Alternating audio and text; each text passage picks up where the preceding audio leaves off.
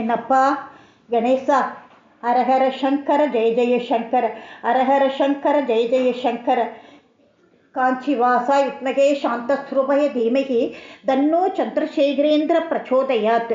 நடமாடும் தெய்வம் அவர் இருந்த போதும் சரி, இந்த நிமிஷம் வரைக்கும் அவர் நிகழ்த்தி காட்டி கொண்டிருக்கிற அனுபவங்களை பார்த்துன்னு இருக்கோம்.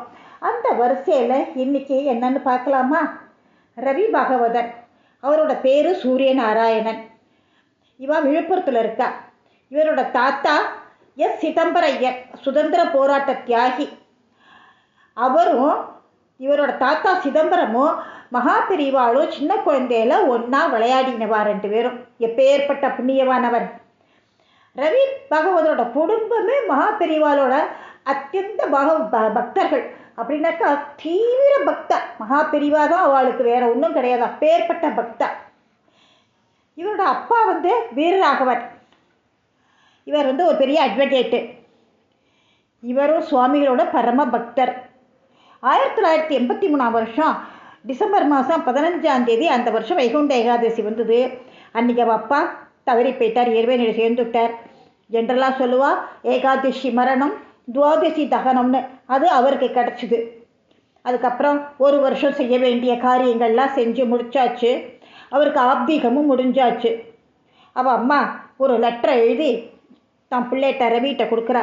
இந்த நீ காஞ்சிபுரம் போயிட்டு வா, காஞ்சிபுரம் போயிட்டு இதை பெரியவாள்கிட்ட கொடுத்துட்டு அவர் என்ன சொல்கிறாரோ அதை எனக்கு சொல்லு.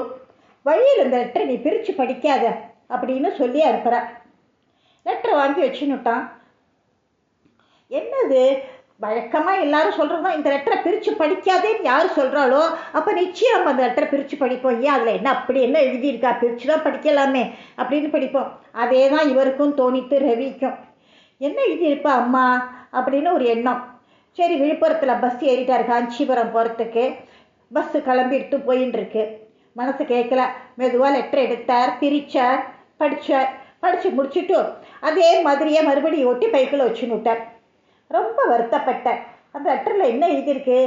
என்னடா கணவர் வீரராகவையர் போனதுக்கு அப்புறமா நான் உயிர் வாழறது தேவையே இல்லைன்னு நினைக்கிறேன். நானும் சீக்கிரமாக முக்தி அடையணும், பெரியவா தான் அருள் ஆசி வழங்கணும். மிச்சம் இருக்கிற நாட்களை நான் என்ன பண்ணணும், எப்படி கழிக்கணும்னு எனக்கு தெரியல. அதுக்கு நீங்கள் தான் சுவாமிகள் தான் ஏதாவது சொல்லணும் அப்படின்னு சொல்லி லெட்டரில் எழுதியிருக்கா. லெட்டரை படித்து முடிச்சுட்டு இவ்வளோதான் அந்த லெட்டரில் இருக்கிறது. அப்போ நினைக்கிறான், ஆம்பளையா செத்து போயாச்சுன்னா மனைவியும் செத்து போயிடணுமா என்ன? ஏன் அப்பா அம்மா இப்படி எழுதியிருக்கா? அப்பா இல்லைன்னா என்ன, நான்லாம் அம்மாவை பார்த்துக்க மாட்டேனா அப்படின்னு நினச்சிக்கலாம். கண்ணிலேருந்து தண்ணு வழியறது. பஸ்ஸு காஞ்சிபுரத்தில் பஸ்ஸு நின்றுடுத்து. பஸ்லேருந்து இறங்கியாச்சு, ஸ்ரீமடத்துக்கு போயாச்சு. ஸ்ரீமடத்து வாசல்லையே தேங்காய், பழம், கல்கண்டு, துளசி மாலை எல்லாம் வாங்கி ஒரு மூங்கில் தட்டில் வச்சுட்டு உள்ளுக்குள்ளே போகிறார். இவர் என்ன பண்ணார், அந்த லெட்டரை எடுத்து மூங்கில் தட்டில் துளசி மாலைக்கு அடியில் வச்சுன்னுட்டார். யார் கடலையும் படாமல் இருக்கட்டும் அப்படின்னு சொல்லிட்டுன்னு. என்ன நம்ம இடத்துல நடந்துருக்கிறது நல்ல காரியம் இல்லை, சுபகாரியம் இல்லை. எத்தனையோ பேர் சுபகாரியங்களுக்காக வந்திருப்பா, கல்யாண பத்திரிக்கை எடுத்துகிட்டு வந்திருப்பா, பெரியவாழ்கிட்ட ஆசீர்வாதம் வாங்கியிருப்பா. அதனால் அம்மா கொடுத்த லெட்டருக்கு அவ்வளோ எசென்ஷியல் இல்லை அப்படின்னு தட்டு கட்டியில் ஒளிய வச்சுட்டார். இதை மகாபெரிவா அப்புறமா படிப்பா அப்படின்னு சொல்லிட்டு தனியாக கொடுத்துக்கலாம் அப்படின்னு விட்டுன்னு. அவர் தனியாக இருக்கிற போது இதை பார்த்து படிச்சுக்கிட்டோம் அப்படின்னு சொல்லிட்டுன்னு. அன்னைக்கு பார்த்து ஸ்ரீமடத்துக்கு பின்னாடி மரத்தடியில் ஏகாந்தமாக சிவஸ்வரூபமாக உட்காந்து பக்தாளுக்கெல்லாம் தரிசனம் கொடுத்துட்டுருக்கார். கூட்டம் ஓரளவுக்கு தான் இருந்தது, ரொம்ப ஜாஸ்தி இல்லை. ரவி நினச்சா மாதிரியே நிறைய பேர் கல்யாண பத்திரிக்கையை வச்சுட்டு இருக்கா. கல்யாணம் ஆனவா ஆசீர்வாதத்துக்காக வந்திருக்கா. எல்லாரும் அப்படியே நின்றுட்டுருக்கா. இவர் என்ன பண்ணுறார், கொஞ்சம் தூரம் தள்ளி நிற்கிறார் ரவி பாகவதர். ஒரு 20 அடி தள்ளி நின்றுட்டார் மடத்தில்.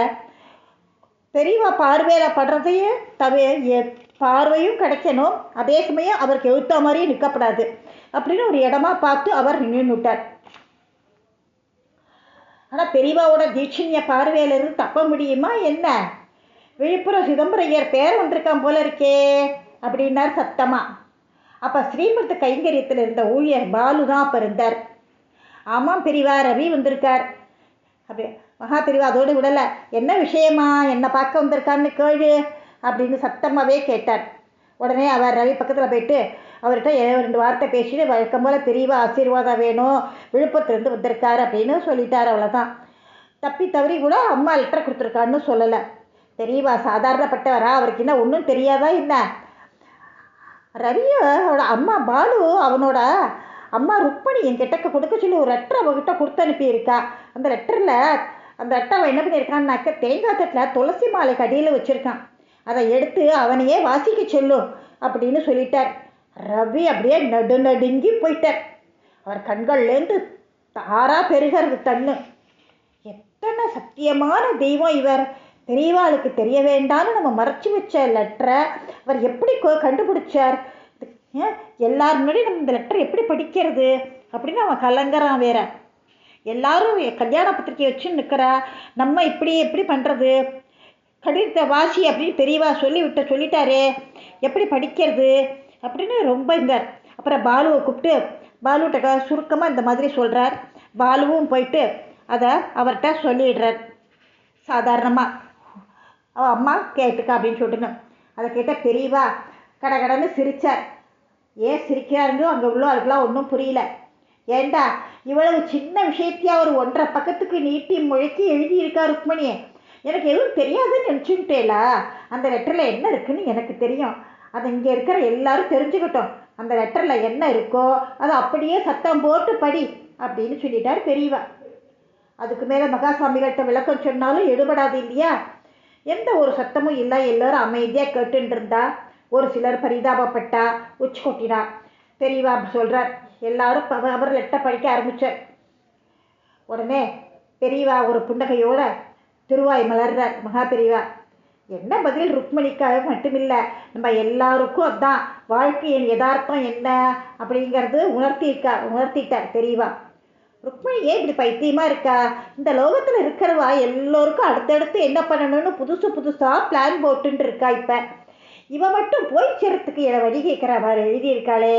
ஏய் சிதம்பரையர் பேரனே, போய் உங்கள் அம்மா கிட்ட சொல்லு, போய் சேர்றதுக்கான வழி எனக்கு தெரிஞ்சா இப்படி கண்ணும் காதும் சரியில்லாமல் நானே வாழ்ந்துன்னு இருக்கணும். நான் இருக்கேன் பத்தியா? ருக்மணியோ என்ன மாதிரி ஒரு மூலையில் உட்காந்துட்டு ராமஜபம் பண்ணிட்டு இருக்க சொல்லு அப்படின்னு சொல்லிட்டேன். இதை கேட்டுட்டு இருந்தவ பக்தர்கள்லாம் அனைவரும் மகா பெரியவாளை பார்த்து சிவசிவா அப்படின்னு கண்ணத்தில் போட்டுக்கிறான்.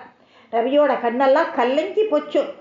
நம்ம அம்மாவுக்கு பதில் சொல்ல வேண்டும் என்பதற்காக இப்படி பரபிரம்மம் தன்னையே தாழ்த்திக்கிறதே அப்படின்னு சொல்லிட்டுன்னு நடமாடும் இந்த தெய்வத்துக்கா எதுவும் தெரியாது, இந்த கருணை வள்ளலுக்கா ஒன்றும் புரியாது. தான் வெளியிலேருந்து பொங்கி வர கண்ணீரை தவியால் கட்டுப்படுத்தவே முடியல, கதறான் அப்படியே. மகா சுவாமிகள் பிரத்யட்சமான ஒரு தெய்வம் என்பதற்கு இதை விட சாட்சி என்ன வேணும்? ருக்மணி கடிதம் கொடுத்தது அனுப்பியது எப்படி தெரியும்? அதுவும் அதில் 1.5 பக்கத்துக்கு இது இருக்குங்கிறது எப்படி தெரியும்? அதை மூங்கில் தட்டில் ரவி மறைச்சி வச்சிருக்காருங்கிறது எப்படி தெரியும்? கடிதத்தில் என்ன விஷயம் எழுதியிருக்குங்கிறது எப்படி தெரியும்? அதுதான் சர்வலோக நாயகனோட அருள் கடாட்சம். ஹரஹர சங்கர ஜெய ஜெய சங்கர. நன்றி, வணக்கம்.